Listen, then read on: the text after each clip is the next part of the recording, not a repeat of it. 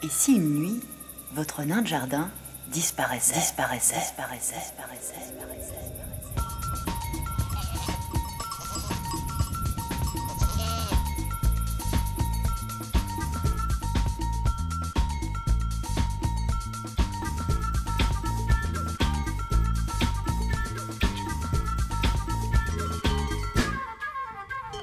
Lucerne, ça me fait penser au vieux pont.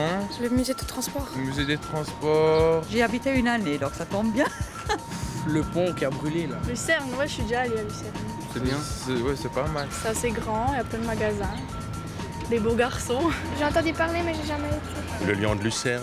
Pour moi, c'est un peu le centre touristique pour les Suisses, il me semble. Le pont en bois. Le pont en bois. Je suis allé au musée des transports. Le port. Le chef-lieu, c'est Lucerne.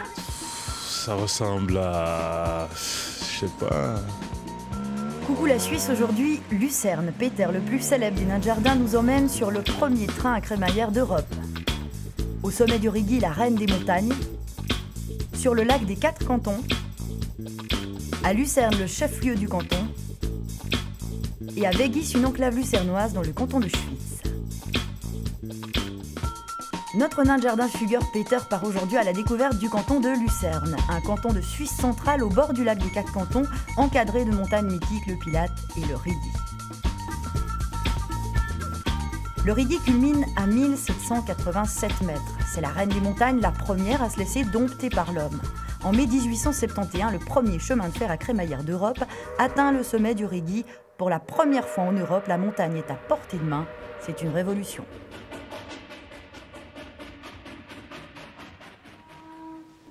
Musée des transports Lucerne. Nous sommes dans le plus important musée du genre en Europe. Tout ce qui vole, qui roule, qui flotte ou même qui marche est ici.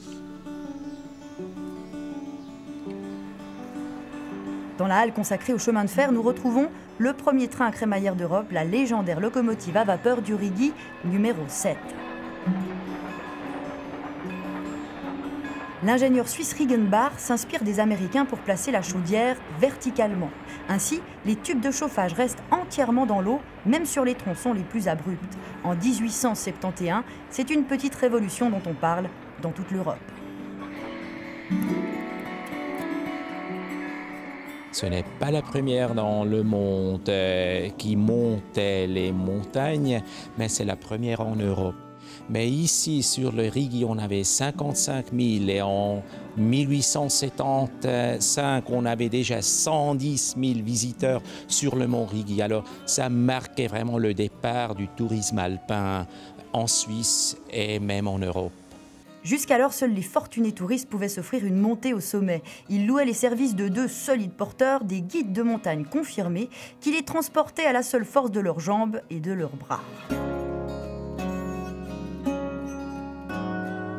Avec la Rigi numéro 7, les porteurs perdent leur travail et le tourisme de masse fait son apparition. La reine Victoria elle-même y passe ses vacances. La région devient la destination chic du moment. Le Rigi rapporte des millions.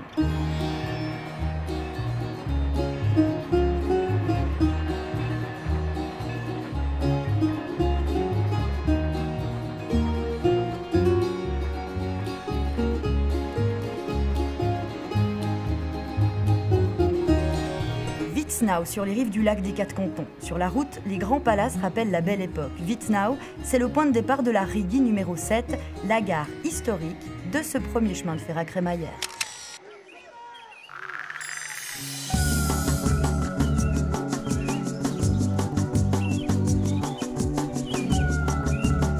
Aujourd'hui, l'électricité a remplacé la vapeur, mais on reste hors du temps.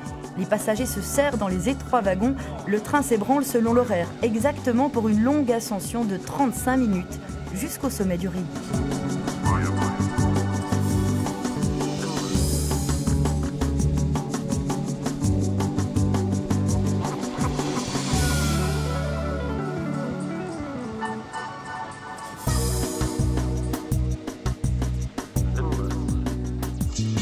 Le conducteur sifflote, Peter s'endort et les voisins font connaissance. À bord du petit train rouge, l'ambiance se détend et peu à peu le panorama se révèle. On devine déjà le lac et les petits villages qui le bordent. Nous dépassons les 1000 mètres d'altitude. Le train à crémaillère s'accroche et continue à grimper.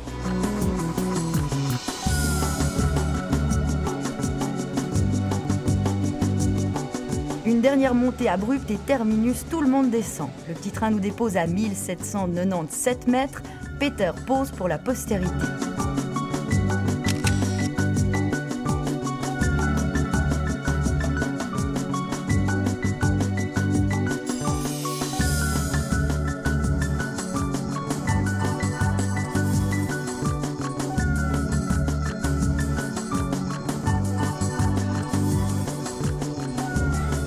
Le premier train à crémaillère d'Europe continue à attirer la foule. Sur le chemin du retour, nous rencontrons des vacanciers chinois ravis de leur dernière excursion avant le retour au pays.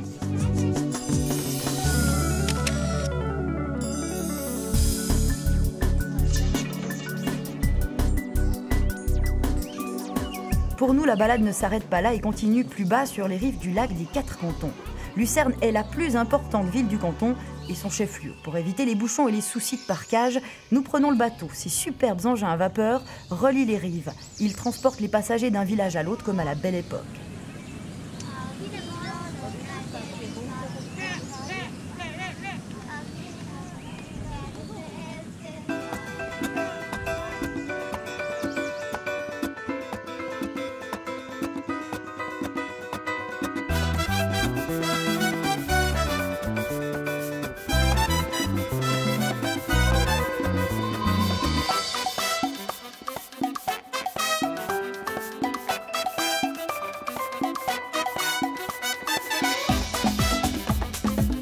Au bout du voyage, la ville de Lucerne. Lucerne, un paradis pour touristes, une carte postale en mouvement, un chef-lieu qui se glisse dans le top 10 des villes les plus visitées du monde. Chaque année, 5 millions de visiteurs s'arrêtent ici.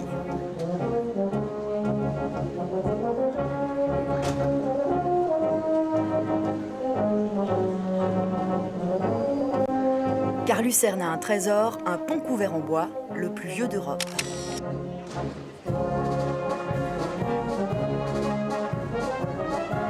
Le pont de la Chapelle relie les deux rives de la ville enjambant la Reuss. Bâti il y a près de 700 ans, il mesure 280 mètres. C'est un classique et s'agrouille naturellement d'appareils photo. Asiatique en tête, à Lucerne, il représente 3 visiteurs sur 10. I love Switzerland in the Europe.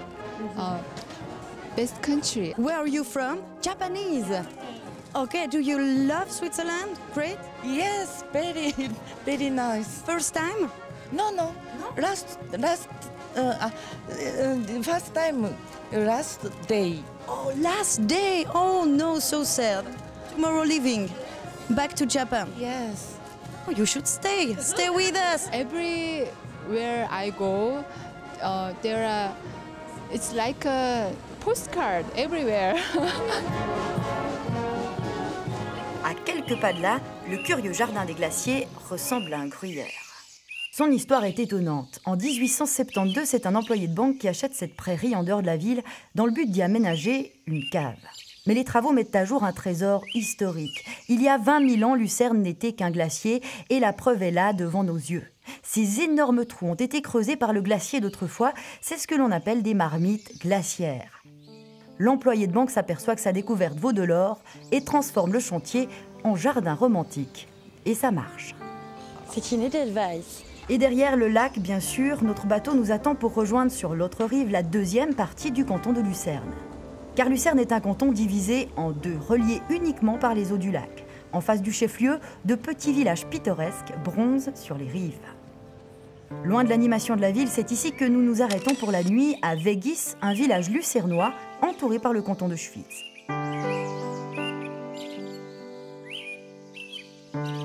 Weggis et ses palmiers qui lui donnent un je ne sais quoi de Saint-Tropez, décidément très agréable.